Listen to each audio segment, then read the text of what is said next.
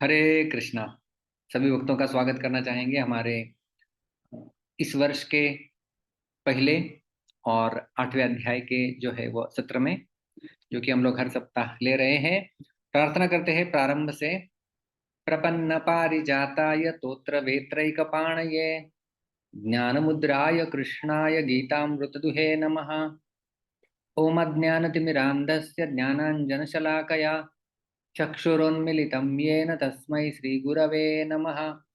नमः ओम विष्णुपादाय कृष्णप्रेष्ठाय भूतले श्रीमते भक्तिवेदांत स्वामीन इति नामिने। नमस्ते सारस्वते देवे गौरवाणी प्रचारिणे निर्विशेष शून्यवादी पाश्चात्य देशतारिणे। जय श्री कृष्ण चैतन्य प्रभु नित्यानंद श्री अद्वैत गदाधर श्रीवासादि गौर भक्त वृंद। हरे कृष्ण कृष्ण कृष्ण हरे हरे, हरे राम राम राम हरे हरे। हरे कृष्णा। तो हम देख रहे हैं 8वां अध्याय, जिसमें अर्जुन के 7 प्रश्न पहले 2 श्लोकों में आते हैं। भगवान 6 प्रश्नों के उत्तर अगले वाले 2 श्लोक तीसरे और चौथे श्लोक में दे देते हैं। 5 से लेकर के 8 में भगवान अर्जुन के 7वें प्रश्न का उत्तर देते हैं, जो कि अंतकाल में स्मरण से संबंधित है। और अंतकाल में स्मरण कौन कौन करता है, तो 9 से 13 तक हमने देखा योग मिश्र भक्ति के द्वारा भी भगवान का स्मरण किया जाता है, गुरु और मध्य प्राणम आवेश सम्यक प्रकार से। और 14 से 16 में हम शुद्ध भक्ति के द्वारा जो कृष्ण भक्त का स्मरण होता है, अनन्य चेता सततम यो माम स्मरति नित्यश, ये हमने देखा था। अभी जो है वो हम 17वां श्लोक से आगे प्रारंभ करेंगे। सर्वप्रथम हम देखते कि पिछले श्लोक में हमने 16वें श्लोक में क्या देखा था। हाँ, ब्रह्म भुवनाल्लोकाः पुनरावर्तिनोऽर्जुन मामुपेत्य तु कौन्तेय पुनर्जन्म न विद्यते। भगवान ने अर्जुन को कहा, हे अर्जुन, हे कौन्तेय, आ ब्रह्म भुवनात् लोकाः पुनरावर्तिनः। ब्रह्मलोक पर्यंत सारे लोग जो है वहां पर चले जाएंगे, तो वापस जन्म मृत्यु के चक्र में आपको आना होता है, पुनर्जन्म लेना होता है। मामुपेत्य तो कौन्तेय पुनर्जन्म न विद्यते, किंतु यदि कोई व्यक्ति मुझे प्राप्त कर लेता है तो उसको पुनर्जन्म नहीं प्राप्त होता है, सीधा सीधा भगवान कह रहे हैं। तो हम चर्चा किए थे, ब्रह्मण भुवन इति ब्रह्म भुवन। ब्रह्मा जी का जो भुवन है उसे ब्रह्म भुवन कहते हैं। तो ब्रह्म भुवन, ब्रह्म भुवनात् पंचमी विभक्ति लगा के आ उपसर्ग लगाया है। आ का अर्थ होता है पर्यंत। तो आ ब्रह्म भुवनात् का अर्थ है ब्रह्म लोक पर्यंत पुनरावर्तिन। सभी लोग जो है वो पुनरावर्ती है ब्रह्मलोक तक। तो हमने देखा था कि ब्रह्मलोक और इसके नीचे जितने भी लोग हैं या भोग भूमियां हैं, देवलोक इत्यादि, उनमें रहने वाले सभी प्राणियों को उन उन लोगों के प्रापक पुण्य समाप्त हो जाने पर लौटकर आना ही पड़ता है। प्रूफ हमने देखा था गीता का 9वें अध्याय का 31वां श्लोक। ते तं भुक्त्वा स्वर्गलोकं विशालं क्षीणे पुण्ये मर्त्यलोकं विशन्ति एवं त्रैधर्ममनुप्रपन्ना गता गतं गता गतं गत आगतं काम कामा लभन्ते। उनका जाना आना चलता रहता है। पुण्य कर्म करेंगे स्वर्गलोक चले जाएंगे, स्वर्गलोक में पुण्य क्षीण हो जाएंगे, वापस मर्त्यलोक में आ जाएंगे, ऐसे चलता रहेगा चक्र। तो स्वर्गलोक में जाओ वापस आना होगा, ब्रह्मलोक में जाओ वापस आना होगा, लेकिन ऐसा ही की धाम है जहां से वापस नहीं आते, वो है भगवान का धाम। तो हमने देखा था ये खास करके जहां पर सूर्य प्रकाशित करता है वो भूर्भुव स्वः, ये 3 लोग होते हैं। भूरलोक, और ऊपर होता है स्वर्गलोक, स्वर्गलोक के और भूरलोक के बीच में होता है भूअरलोक, और स्वर्गलोक के ऊपर जो है वो जनलोक, महरलोक, तपलोक, सत्यलोक, ब्रह्मलोक इत्यादि जो है वो आते हैं। तो इनके हमने जो है वो यदि सुख या आनंद की हमने चर्चा की थी कि मृत्युलोक में पूर्ण सुख यदि किसी व्यक्ति को प्राप्त हो जाता है, जितना चाहिए उतना धन, जितना चाहिए उतना ऐश्वर्य, जितने चाहिए उतने सुंदर पदार्थ, जो भी मनोकामनाएं वो सारी पूर्ण हो गई है, उस व्यक्ति को कहेंगे मर्त्य लोक का पूर्ण सुख उसे प्राप्त हो गया है। उससे 100 गुना जो है वो देवताओं का सुख होता है। देवताओं का जितना सुख है उससे 100 गुना इंद्रदेव का सुख माना जाता है, और इंद्रदेव के सुख से भी 100 गुना ब्रह्मदेव का सुख माना जाता है। तो इस प्रकार से जो है वो सुख की परिभाषा बढ़ती जाती है ऊपरी लोकों में जैसे हम लोग जाते हैं। सभी जो है वो साक्षात भगवान के अंश होने के कारण नित्य है, अतः ये जब तक नित्य तत्व भगवान को प्राप्त नहीं कर लेते तब तक कितने ही ऊंचे लोकों में जाने पर भी इनको वहां से पुनः लौटना ही पड़ता है। 15वें अध्याय के 7वें श्लोक में भगवान बताते हैं, मम एव अंशो जीवलोके जीवभूत सनातन। हम सनातन रूप से भगवान के अंश है, और जब तक भगवान को नहीं प्राप्त कर लेते तब तक ये अंश यहाँ वहां घूमता रहेगा, वापस उसे संतुष्टि नहीं मिलेगी जब तक वो भगवान के धाम में नहीं जाता। और हमने देखा, मामु विद्यते कौन्तेय पुनर्जन्म न विद्यते, परंतु मुझे प्राप्त होने पर पुनर्जन्म नहीं होता है।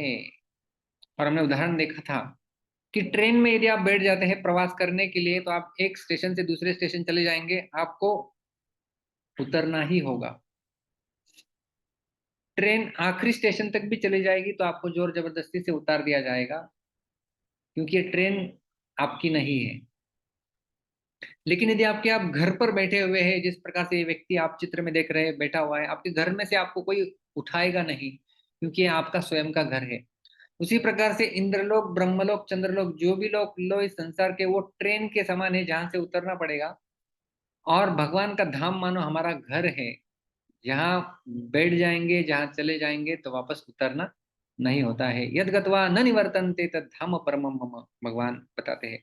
और इस प्रकार से जो ये जो थीम है गीता की, मामुपेत्य तु कौन्तेय, मुझे प्राप्त करता है तो कोई पुनर्जन्म नहीं मिलता, तो ये थीम हमें 8वें अध्याय में देखिए, 15वें श्लोक में, 8वें अध्याय के 16वें श्लोक में, 8वें अध्याय के 21वें श्लोक में, यम प्राप्य न निवर्तन्ते तद धाम परमम मम।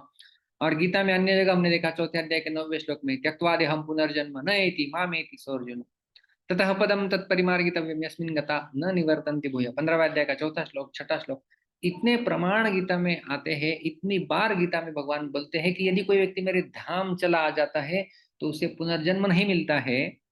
मानो भगवान अपने धाम का विज्ञापन गीता में बार बार करके हमें आमंत्रित कर रहे हैं कि आप आइए मेरे धाम, आप आइए मेरे धाम। ये एडवर्टाइज कर रहे हैं भगवान, विज्ञापन, क्योंकि बार बार जो है वो बताया जाता है। आप कोई सीरियल देखते हैं, बीच में बार बार एडवर्टाइज आती रहती है, ये प्रोडक्ट खरीदी कीजिए, ये प्रोडक्ट खरीदी कीजिए। उसी प्रकार से गीता में कई जगह फ्लो चल रहा है। गीता में भगवान, जो मेरे धाम में आता है वापस नहीं जाता, पुनः वापस डायलॉग चलता रहता है, जो मेरे धाम में आता है वापस नहीं आता। तो बार बार मानो भगवान ये विज्ञापन देके हमें आकर्षित करना चाहते हैं कि मेरा धाम इतना विशेष है क्योंकि तुम मेरे अंश हो और मुझे प्राप्त करने के बाद ही सुखी हो सकते हो। और भगवान ने यहाँ पर अर्जुन को अर्जुन कहा है, क्योंकि उसका अर्थ, अर्जुन का एक अर्थ होता है कि ऐसा व्यक्ति जो अत्यंत सरल है, न कि दुर्योधन जैसा कुटिल, जो कि अंदर कुछ और बाहर कुछ और। इसलिए भगवान अर्जुन को ये ज्ञान दिए, क्योंकि अर्जुन सरल व्यक्ति थे। और अर्जुन को भगवान ने इस श्लोक में कौन्तेय नाम से भी पुकारा है। कुंती देवी जिस प्रकार मेरे आश्रित है, उसी प्रकार तुम भी सदा मेरे आश्रित रहो, इसलिए कौन्तेय कह के भी पुकारा। तो इस प्रकार से हमने 16वें श्लोक में देखा था कि ब्रह्मलोक तक सभी लोग पुनरावर्ती है, परंतु मुझे प्राप्त होने पर पुनर्जन्म नहीं होता है। तो अर्जुन के मन में प्रश्न आया, किंतु कुछ कुछ पुराण बताते हैं कि अन्य लोकों को भी शाश्वत बताया गया है, कि स्वर्ग लोक वो शाश्वत है, ऐसा कहते हैं कुछ कुछ पुराण। या फिर ब्रह्मलोक इत्यादि को शाश्वत कहा जाता है कहीं कहीं जगहों पर। तो भगवान मानो अर्जुन के मन का प्रश्न समझ गए, और भगवान अभी उसका उत्तर देते हुए कहते हैं कि ब्रह्मा जी लंबे समय तक जीते हैं, क्योंकि पिछले श्लोक में अब्रह्म भुवना लोका कहा था, इसलिए भगवान अभी ब्रह्मा जी का ही कैलकुलेशन बताएंगे कि इतना लंबा समय है। इसलिए हमारी दृष्टिकोण से देखा जाए तो वो हमें लगता है कि मानो शाश्वत है। तो बहुत लंबा का अर्थ होता है कि बहुत लंबा काल, इनफाइनाइट नहीं होता, वो अनंत नहीं हो जाता, लेकिन फिर भी बहुत लंबा होता है हमारी तुलना में, इस प्रकार से। तो भगवान पूरा उसका कैलकुलेशन करते हैं। तो जो हमने देखा था कि ये जो फ्लो है, हमारा प्रवाह है, तो साधारण ये भौतिक जगत और आध्यात्मिक जगत की तुलना के रूप में प्रस्तुत किया गया है, ये सेक्शन 17 से 12। और यहाँ पर आज भी हम लोग ये लिंक देखे हैं कि मन भगवान क्यों ये शुरू किए, स्मरण चल रहा था, भक्ति से तो भगवान सुलभ है ये बताया दिया गया था, ब्रह्मलोक तक बाकी सारे पुनरावर्ती है। तो ये कई जगह ऐसा बताया जाता है कि ये जो अ, अन्य लोक है, श्रेष्ठ लोक, उन्हें भी शाश्वत, कई कई पुराणों में शाश्वत शब्द का प्रयोग किया गया है।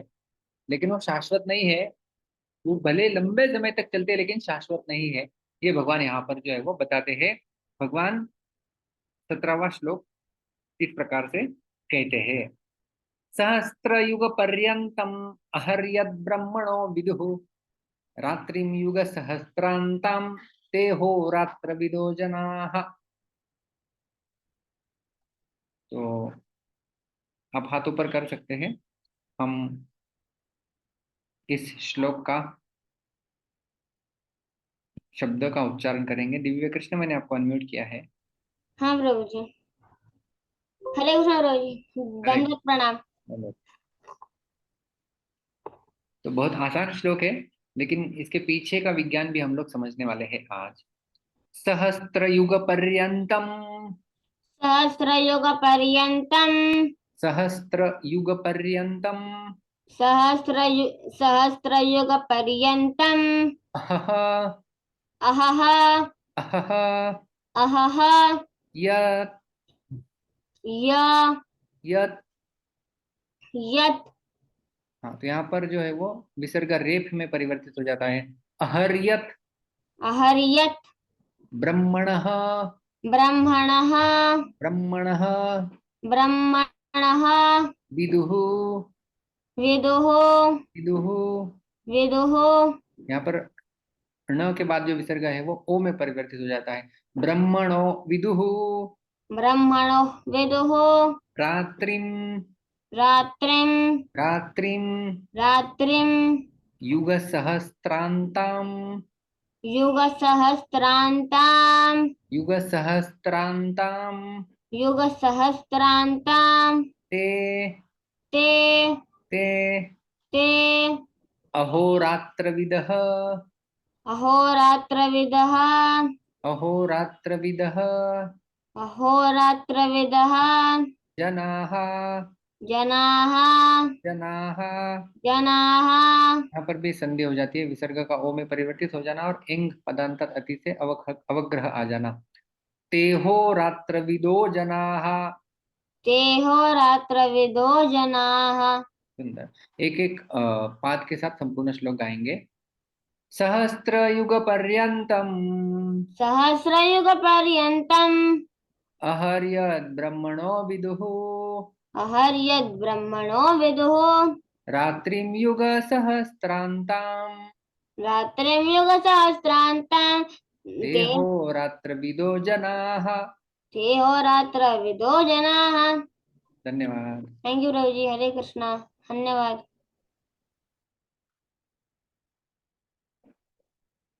मीना माता जी, मैंने आपको अनम्यूट किया हरे है। कृष्ण प्रभु जी, पंचांग प्रणाम। कृपया मेरे पीछे बोलिए। जी। सहस्त्र युग पर्यंतम सहस्र युग पर्यंतम अहर्यद ब्रह्मणो विदुः अहर्यद ब्रह्मणो विदुः रात्रिम युग सहस्त्रांताम रात्रिं युग सहस्रांतां देहो रात्रविदो जनाः।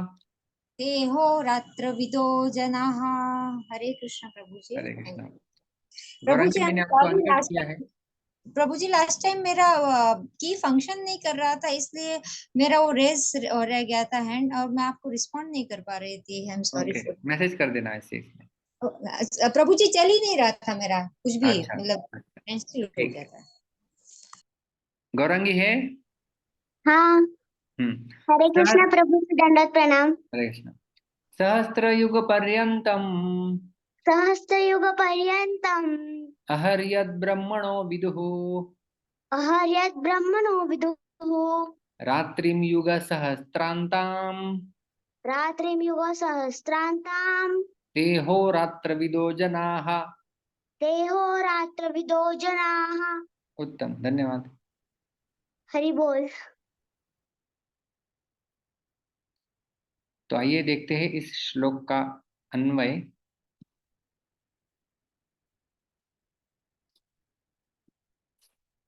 ये इस श्लोक में तो हमें ये शब्द नहीं मिलता है, लेकिन इसे अध्याहृत कहा जाता है क्योंकि ते शब्द आया हुआ है।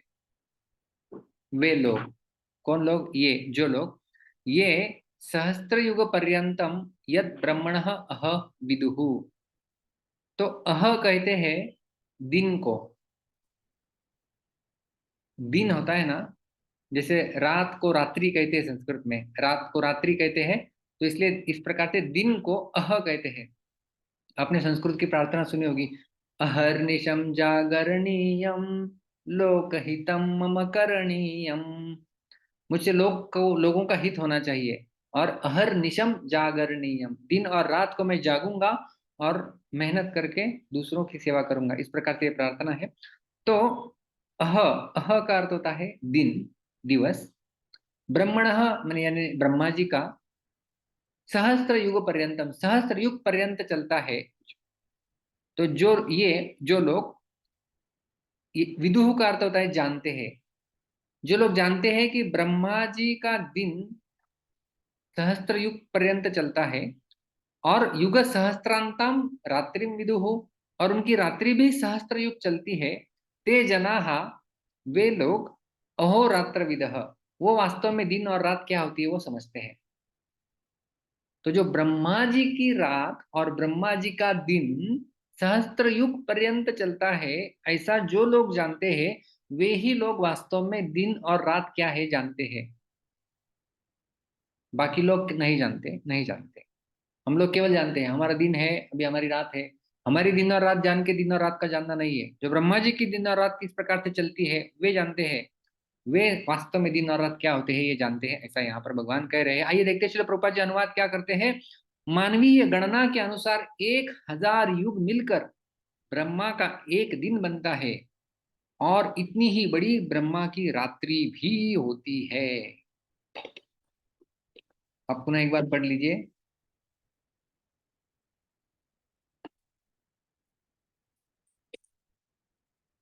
तो ये ब्रह्मा जी का जो है वो दिन और रात इनका कैलकुलेशन चल रहा है। एक एक शब्द का विमोचन करते हुए आगे बढ़ेंगे। जो लोग ये सहस्त्र युग पर्यंतम यद ब्रह्मणः अह विदुः, जो लोग ब्रह्मा जी के एक दिन की अवधि को जानते हैं, जो कि सहस्त्र वर्ष की है। सहस्त्र समझते हैं आप, सहस्त्र का अर्थ होता है 1000। ब्रह्मणः यानी ब्रह्मा जी का, अह जैसा मैंने कहा कि दिन, दिवस, दिवस का समय। एक होता है रात्रि का समय, एक होता है दिवस का समय। तो ब्रह्मा जी का दिवस, ये ब्रह्मा जी का दिन कितना होता है, सहस्त्र युग पर्यंतम, एक सहस्त्र युग का ब्रह्मा जी का एक दिन होता है। अब ये कौन से युग है, 1000 युग, यहाँ पर बहुत बात कर रहे हैं भगवान। 1000 युग का अर्थ है ब्रह्मा जी का एक दिन। अभी ये 1000 युग कौन से है, तो इसको समझने के लिए पहले हमें मानवीय काल गणना समझनी होगी, कि हमारा काल की गणना किस प्रकार से की जाती है। मॉडर्न काल की गणना हम लोग किस प्रकार से करते हैं। अभी हमने हैप्पी न्यू ईयर मनाया, तो छोटा से छोटा आधुनिक काल में क्या है आपके पास, तो केवल सेकंड से, 1 सेकंड, 60 सेकंड का 1 मिनट, 60 मिनट का 1 घंटा, 24 घंटे का एक दिन, 30 दिन का 1 महीना, 365 दिन का 1 वर्ष, और ऐसा मनुष्य 100 वर्ष जीता है। लेकिन वैदिक सभ्यता के अनुसार काल गणना और गहराई में जाती है, छोटे से छोटे भी जाती है और बड़े से बड़े तक भी जाती है। तो हम लोग 1 सेकंड से 100 वर्ष जान रहे हैं अभी, 1 सेकंड से 100 वर्ष, लेकिन सेकंड के पहले भी कुछ है, 100 वर्ष के बाद भी कुछ है। वो हमें वेद और वैदिक काल गणना बताती है, जो कि श्रीमद् भागवत के तृतीय स्कंद में विस्तार से वर्णन की गई है। हाँ, एक अध्याय है श्रीमद् भागवत के तृतीय स्कंद में 11वां, जिसका शीर्षक ही है डिविजन्स ऑफ टाइम।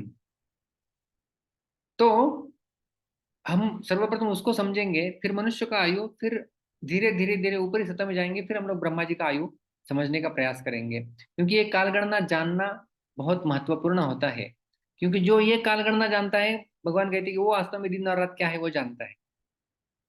तो ब्रह्मा जी का बड़ा है। सर्वप्रथम हम हमसे शुरू करनी, पृथ्वीलोक से शुरू करते हैं और ऊपर जाएंगे। तो पृथ्वीलोक में हम लोग अभी है। तो ये कालगणना दी गई है, इसको आप ठीक से देखिए। एक एक मैं यहाँ पर कर्सर लेके जाता हूँ। सर्वप्रथम शुरुआत की जाती है परमाणु से। सबसे सबसे सूक्ष्मतम कण उसे कहते हैं परमाणु। सूर्य की किरण को एक परमाणु अंतर काटने के लिए लगने वाला समय उसे कहते हैं परमाणु।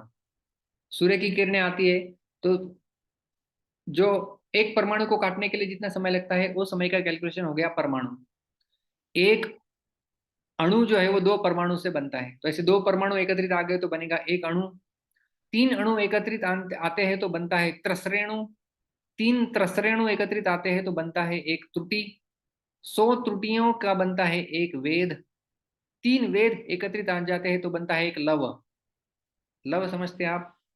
लव मात्र साधु संग सर्व सिद्धि होय। लव मात्र, लव का अर्थ होता है, यहां से लव लिया गया है कि 3 वेद और 3 लव मिला के बनता है एक निमेष।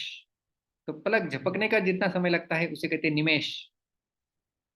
और 3 निमेष का एक क्षण बनता है 5 क्षण के एक काष्ठा बनता है। अभी आप कैलकुलेशन कीजिए, एक काष्ठा का अर्थ होता है 8 सेकेंड। तो आप ऐसे कैलकुलेशन करते जाएंगे ना तो एक अणु आपको टाइम कैलकुलेशन मिलेगा 1000वां भाग या सेकंड का 1000वां भाग, मिली मिली मिली मिली सेकंड्स में वो चला जाएगा। इतना छोटा भी कैलकुलेशन हमें दिया गया है। तो एक काष्ठा हो गया 5 क्षण, और इस प्रकार से एक लघु बनता है 15 काष्ठाओं का। तो यानी वो बन जाते हैं 2 मिनट। आपने ये कहावत सुनी होगी 2 मिनट में आया, तो ये 2 मिनट कहाँ से आया हुआ शब्द? वो एक लघु समय कहा जाता है, उसको कहते हैं लघु। तो मैं जल्दी आ जाऊंगा, लघु समय में आ जाऊंगा। तो ये 15 काष्ठा यानी 2 मिनट। 15 लघु जब एकत्रित आ जाते हैं तो बनता है एक नाड़ी या एक दंड, जिसे हम लोग 30 मिनट कह सकते हैं। फिर एक मुहूर्त बनेगा 2 दंडों का, जो कि लगभग 1 घंटा होता है। एक याम या एक प्रहर बनता है 6 दंडों का। तो 6 दंड यानी लगभग 3 घंटा। तो एक प्रहर होता है 3 घंटे का। तो 3 घंटे का एक प्रहर बन गया। और हमारा जो एक दिन और एक रात है उसको यदि कंबाइन कर देते हैं तो उसमें 8 प्रहर आ जाते हैं। दिन के 4 प्रहर, रात के 4 प्रहर, कुल मिला के हो गए 8 प्रहर। 8 प्रहर होता है 24 घंटे का। तो हमारा दिन 24 घंटे का एक दिन है। 24 घंटे का एक दिन में 8 प्रहर आएंगे। इसलिए हम लोग बोलते हैं ना, कृष्ण स्मरण में अष्टकालीय भगवान की लीलाओं का स्मरण होता है। मतलब 8 प्रहर में भगवान अलग अलग लीला करते हैं। एक प्रहर होता है 3 घंटे का। तो सुबह से लेकर शाम तक जो 4 प्रहर चलते हैं, और रात के समय 4 प्रहर चलते हैं। ऐसे 4 प्रहर का एक दिन होता है, 4 प्रहर की एक रात होती है। ऐसे 24 घंटे हो गए, वो बनता है एक दिन। ऐसे जब 15 दिन एकत्रित आ जाते हैं तो बनता है एक पक्ष। आपने सुना होगा, एक होता है कृष्ण पक्ष, एक होता है शुक्ल पक्ष। तो पक्ष बनता है 15 दिन का। ऐसे 2 पक्ष एकत्रित आ जाते हैं तो उसका बनता है एक महीना। 2 पक्ष यानी कृष्ण पक्ष और शुक्ल पक्ष दोनों एकत्रित आके एक महीना। 2 महीने एकत्रित आ जाते हैं तो बनता है एक ऋतु। और ऐसे जब 6 ऋतु, 3 ऋतु आते हैं तो 6 महीने बन जाते हैं। और 6 महीने का बनता है एक अयन। हमने सुना होगा ना, अभी हम लोग मकर संक्रांति मनाएंगे। मकर संक्रांति से जो है वो उत्तरायण शुरू हो जाता है। तो उत्तरायण ये 6 महीना चलेगा, और अगले 6 महीने चलेगा दक्षिणायन। तो एक अयन होता है 6 महीने का, और इस प्रकार से 2 अयन बनते हैं तो बनता है एक वर्ष। तो एक वर्ष में 2 अयन होते हैं। ऐसा हो गया एक वर्ष, और ऐसा मनुष्य 100 वर्ष तक जीता है, जीना चाहिए आइडियली। आजकल लोग नहीं जीते हैं, खान पान और रहन सहन की आदतें बिगड़ गई है, इसलिए तो 60-70 आयु बड़ी मानी जाती है। 100 साल जी गए तो न्यूज़पेपर में न्यूज आ जाएगी 100 साल जी गया भाई। तो इस प्रकार से ये कैलकुलेशन है, ये समय का कैलकुलेशन हमें समझना होगा। तो मनुष्य का कैलकुलेशन वास्तव में हम लोग चर्चा कर रहे हैं। तो मनुष्य का कैलकुलेशन हो गया एक वर्ष। इस प्रकार का मनुष्य का कैलकुलेट किया जाता है, जिसमें 12 महीने होते हैं। एक महीने में 2 पक्ष आते हैं, और एक पक्ष में 15 दिन होते हैं, और एक दिन में 8 प्रहर होते हैं। और फिर प्रहर से आप परमाणु तो कैलकुलेशन कर सकते हैं। तो मनुष्य इस प्रकार से 100 वर्ष तक जीता है। अभी हम लोग पृथ्वी लोक से थोड़ा ऊपर उठेंगे, और ऊपर उठ के, तो ये भूरलोक हो गया ना। अभी हम लोग भूअर लोक में जाते हैं। भूअर लोक में जहां पर पितृ, राहु, केतु इत्यादि चलते हैं। तो जो पितरों का कैलकुलेशन देखते हैं, देखो पितरों के लोक में जो पृथ्वी के शुक्ल पक्ष के 15 दिन है वो पितरों का एक दिन होता है। और पृथ्वी के कृष्ण पक्ष के जो 15 दिन है, कृष्ण पक्ष के 15 दिन, वो पितरों की रात होती है। इसका अर्थ क्या हो गया? हमारा एक महीना पूरा, 15 दिन और 15 दिन, एक महीना, एक महीना पितरों का एक दिवस होता है। हमारा एक महीना पितरों का एक दिवस बन जाता है। हमारा जो शुक्ल पक्ष चल रहा था 15 दिन का होता है, तब उनका दिन चलता रहता है, और जब हमारा कृष्ण पक्ष चलता रहता है 15 दिन का, तब उनकी रात चल रही होती है। तो ये हो गया पितरों के बारे में। तो हमारा एक महीना यानी उनका एक पूरा दिन। अभी उनसे भी और थोड़ा ऊपर जाते हैं देवता लोग, इंद्रलोक इत्यादि। तो जब पृथ्वी का उत्तरायण चल रहा होता है 6 महीना, तो ये जो हमारा 6 महीना होते हैं, ये पूरा 6 महीना उनका केवल एक दिन होता है, और हमारे पूरे 6 महीने का दक्षिणायन उनकी रात हो जाती है। तो इस प्रकार से हमारा पूरा 6 महीने का उत्तरायण और 6 महीने का दक्षिणायन एकत्रित कर देंगे तो हमारा हो जाएगा एक वर्ष। तो मनुष्यों का एक वर्ष होता है, देवताओं का एक दिवस और एक रात, यानी संपूर्ण एक दिवस। दिन को और रात को कैलकुलेट अलग अलग किया जाता है। हम लोग बोलते हैं ना एक दिन, एक दिन मतलब हम लोग 24 घंटा कर लेते हैं और दिवस और रात्रि एकत्रित कर देते हैं, लेकिन साधारणतः कालगणना में दिवस और रात्रि को अलग अलग किया जाता है, जैसे कि आज के श्लोक में भी कहा गया है। तो मनुष्यों का एक वर्ष यानी देवताओं का एक संपूर्ण दिन, मतलब एक दिन और एक रात। ऐसे जैसे आप लोग बाहर घूमने के लिए जाते हैं ना कि 4 days and 5 nights, इस प्रकार से लोग बोलते हैं, तो इसमें दिन और नाइट अलग अलग गिनी जाती है ना। तो इस प्रकार से एक 1 day and 1 night मतलब संपूर्ण एक दिवस, ऐसा कह सकते हैं कि पूर्ण एक दिवस। तो देवताओं का पूर्ण एक दिवस यानी मनुष्यों का संपूर्ण एक वर्ष। तो मनुष्यों का एक पूर्ण वर्ष हो जाता है, तब देवताओं का एक दिवस होता है। और ऐसे देवता भी 100 वर्ष उनके हिसाब से जीते हैं। तो ये हो गया देवताओं का कैलकुलेशन।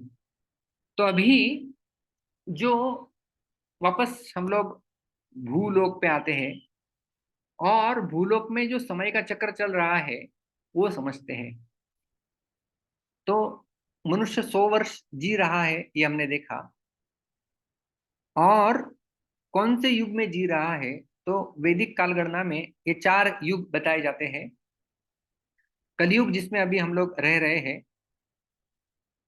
उसके पीछे का द्वापर युग, उसके पीछे त्रेता युग और उसके पीछे सत्य युग। तो कलयुग की आयु बताई जाती है, या अवधि बताई गई है 100 वर्ष, मतलब सोलर ईयर्स। हमारे सौर मंडल के, इस भूमंडल के इतने वर्ष, मनुष्यों के इतने वर्ष। तो कलयुग चलता है 4,32,000 वर्ष। ये कलयुग का अवधि है, फिक्स है ये। 4,32,000 वर्ष तक कलयुग चलेगा। कली के दुगना होता है द्वापार, 8,64,000 वर्ष। कली के 3 गुना होता है त्रेता युग, कली के 3 गुना त्रेता युग 12,96,000। और कलयुग के 4 गुना होता है सत्य युग, 17,28,000। तो कलयुग, द्वापर युग, त्रेता युग और सत्ययुग, इन सब की यदि कुल संख्या करेंगे, टोटल ऑफ ऑल दीज युगा, ये आता है 43,20,000 वर्ष, 43,20,000 ईयर्स ओनली। तो ये हो गए चारों युगों का कैलकुलेशन। तो अभी ये ये युग चल रहे, हम लोग भूमंडल की चर्चा कर रहे हैं। तो कलयुग है, कलयुग, द्वापर, त्रेता, सत्य, इन सबको मिला के होता है 43,20,000 ईयर्स। ऐसा ये युग का चक्र चलता है।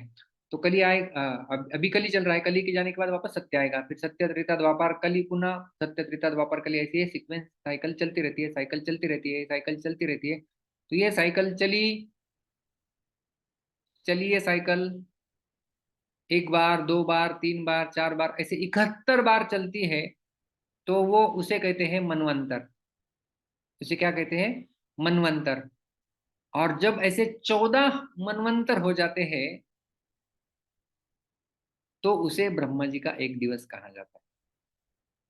तो हमने देवताओं का एक दिवस तो देखा, अभी अभी देखा हमने, हमारे 6 महीने और 6 महीने, हमारा एक वर्ष मतलब देवताओं का एक दिन।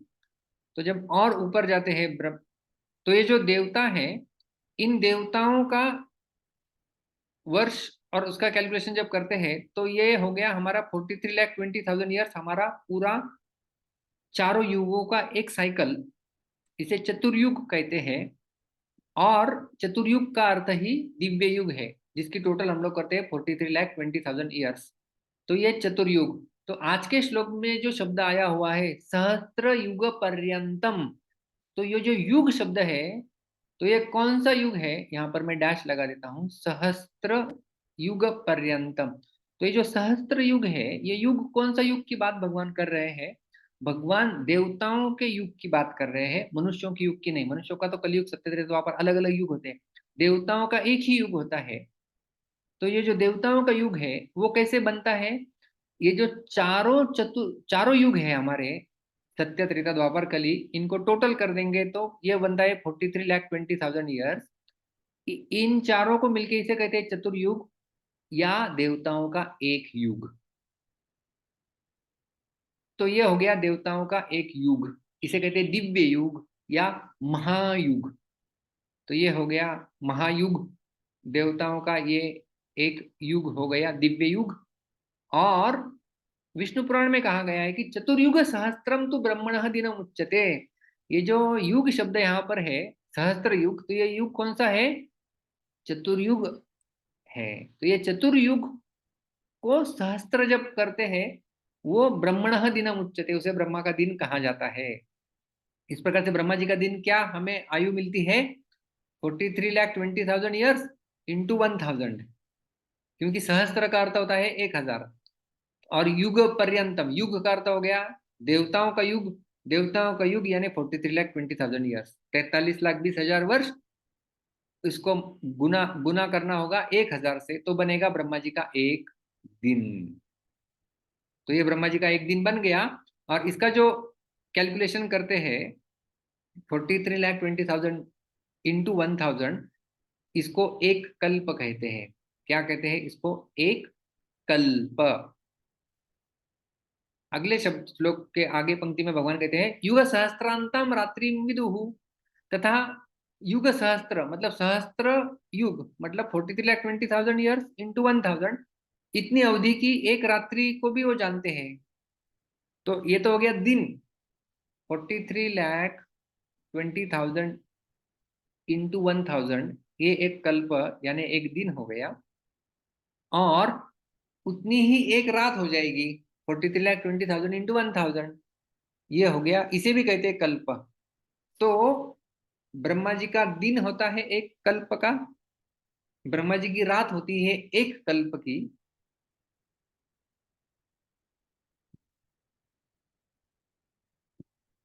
तो वे दिन और रात्रि को जानने वाले पुरुष हैं। ते जनाः अहो रात्र विदः।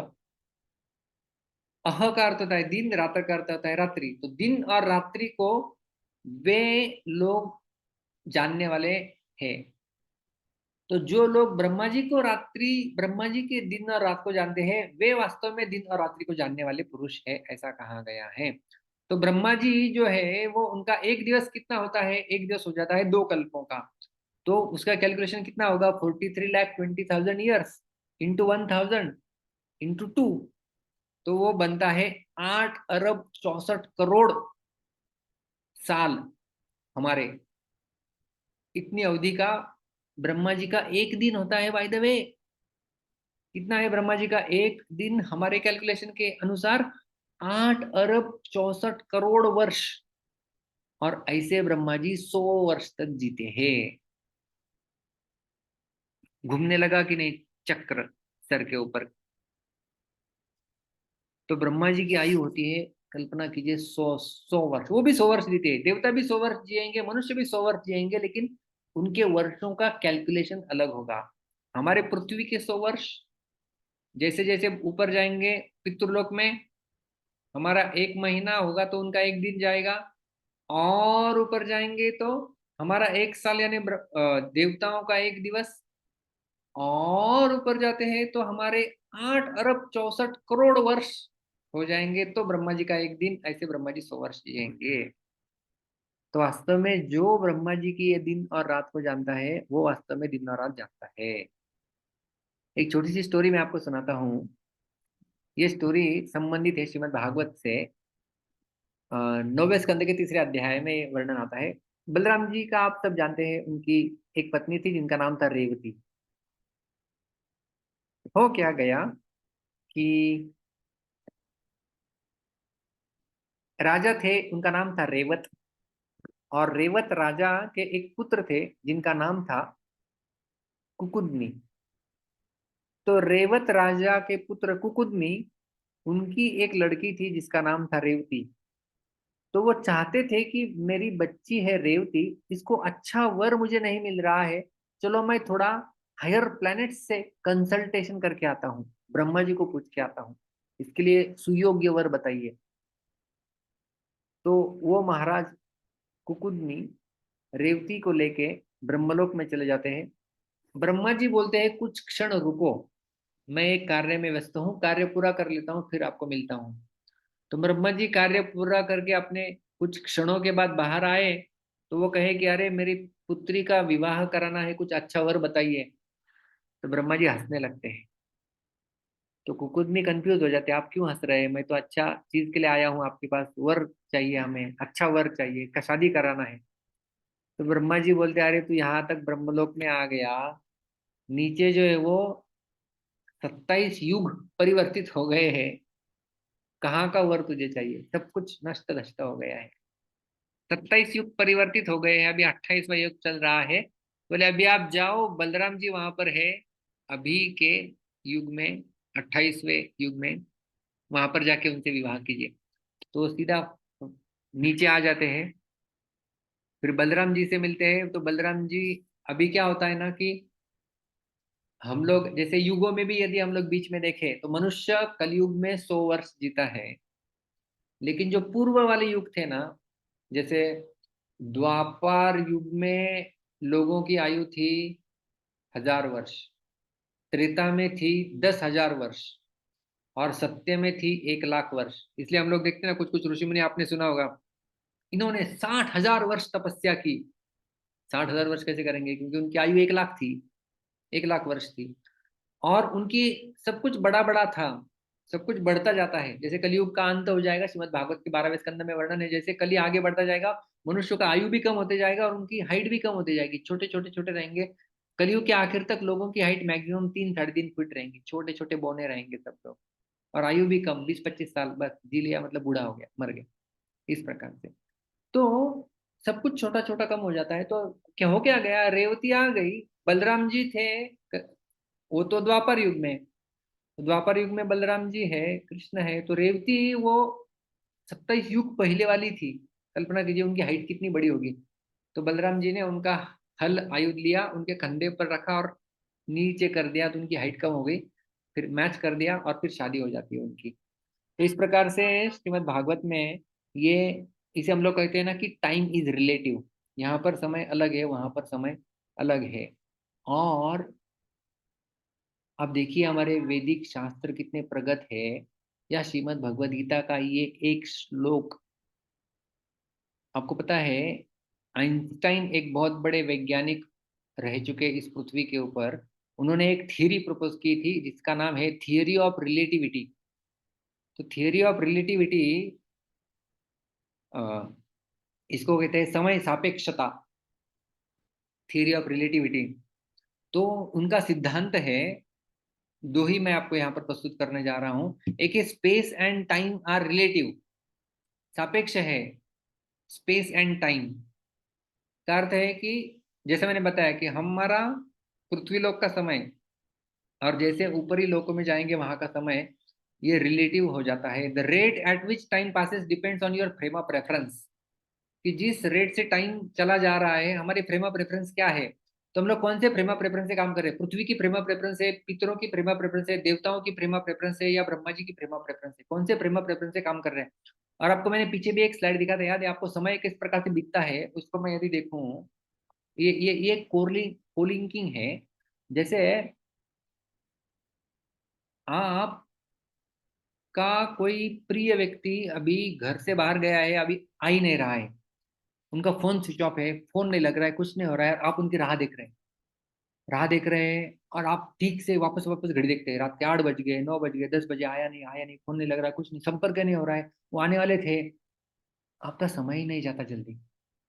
बाद में देखते हैं अरे 10 10 ही हुए अभी तक, बहुत समय वेट कर लिया, टाइम देखते हैं अरे अभी तक 10:30 ही हुए। तो जब हम दुख भरी परिस्थिति में होते हैं, एंग्जाइटी चिंता में होते हैं, तो समय जल्दी नहीं जाता है। और जैसे ही हम लोग आनंदमय परिस्थिति में होते हैं, बहुत मजा आता है हमें, बहुत बहुत बहुत सुख का अनुभव हम लोग कर रहे हैं, ऐसा लगता है टाइम, अरे अभी चला गया, अभी चला गया टाइम। जैसे हमें नींद पसंद होती है, हम लोग सो जाते हैं, सोने के बाद कितना लंबा समय बाद उठते हैं, अरे अभी तो सोया था मैं, ऐसा लगता है कभी कभी। या फिर हमें कोई प्रवचन लगता है, बड़ा अच्छा लगता है, सुनने के लिए आनंद आ रहा है, या फिर कोई मूवी देख रहे हैं, अरे इतना मजा आ रहा है, वाह एंजॉय करते, बाद में अरे इतना समय निकल गया पता ही नहीं चला। तो दुख भरा समय जल्दी नहीं निकलता है, वो युग के समान हो जाता है।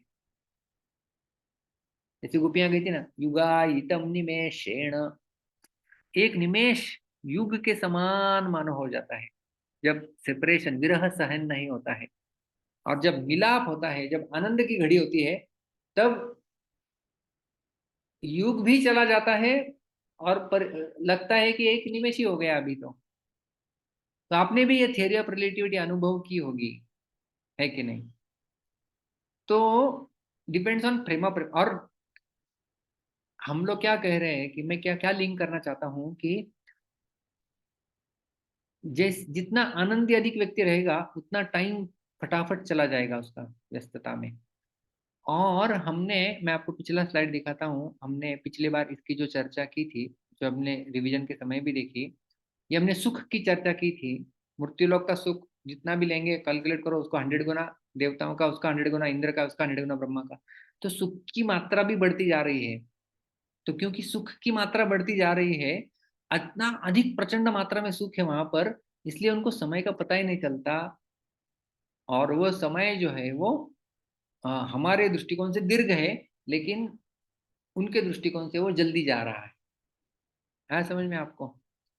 तो उनके दृष्टिकोण से जो है वो जल्दी जा रहा है वो समय। हमें लगता है इतना लंबा आयु, कितना लंबा आयु है, 8 अरब 64 करोड़ वर्ष का एक दिवस, और ऐसे 100 वर्ष। क्योंकि आनंद का स्तर वहां पर उतना बढ़ते जा रहा है, इसलिए उनको वो महसूस नहीं होगा, हमें यहाँ पर महसूस हो सकता है। इस प्रकार से ब्रह्मा जी जो है वो 100 वर्ष तक जीते हैं, और एक दिन में ब्रह्मा जी के 14 मनु परिवर्तित हो जाते हैं, और 14 मनुओं के साथ साथ सप्तर्षि परिवर्तित हो जाते हैं, देवता परिवर्तित हो जाते हैं मनवंतर में। ये सारा वर्णन जो है विस्तार से दिया गया है। तो वास्तव में मैं ये बताना चाहता हूँ कि ये जो थियरी ऑफ रिलेटिविटी आइंस्टाइन इन्होंने प्रस्तुत की है, जो कि बताती है कि स्पेस एंड टाइम और रिलेटिव, और ये रिलेटिव के लिए स्टोरी हमें श्रीमद् भागवत से मिलती है, बलराम जी और रेवती इनका विवाह। तो ये जो relativity of space and time है, ये संकल्पना का स्रोत आजकल लोग मान रहे हैं कि आइंस्टाइन की थियरी है, आइंस्टाइन ने दी थी ये थियरी, थियरी ऑफ रिलेटिविटी। लेकिन जब हम ये आज का श्लोक पढ़ते हैं गीता का, तो ये हम लोग कह सकते हैं कि ये थियरी ऑफ रिलेटिविटी भगवान श्री कृष्ण ने अर्जुन को 5000 वर्ष पूर्व दी थी। और ये थियरी ऑफ रिलेटिविटी वास्तव में वेदों में पहले से दी गई है, ये कोई नई चीज नहीं है जो कि आइंस्टाइन ने दी। तो हमारे शास्त्र बड़े उन्नत है, वैज्ञानिक है, और जब हम उनका सहारा लेते हैं तो ये अवैज्ञानिकता नहीं है, बल्कि ये पूरा विज्ञान के साथ हम लोग जो है वो ले रहे हैं। मैंने एक बार एक सेशन लिया था पूरा भगवत गीता एंड साइंस, तो उसमें ये सारे मैंने लिए थे, string theory and law of gravitation and theory of relativity, ये सब कुछ उसमें जो है वो कहाँ कहाँ पर गीता में भगवान ने बताया हुआ है।